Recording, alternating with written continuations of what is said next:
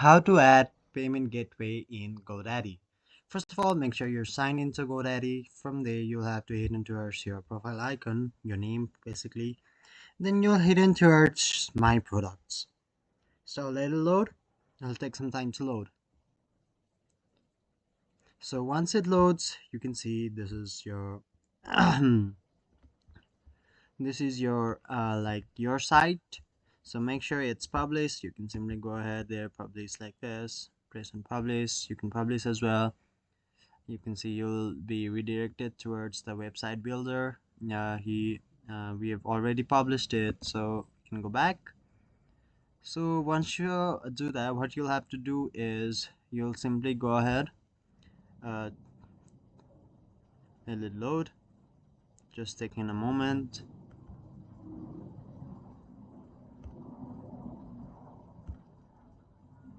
Took a lot of time though. So here you can see you'll have to go to your profile section, go to my products. Once you hit into my products, you'll have to hit in towards your settings section. So you will find your settings section just below the store.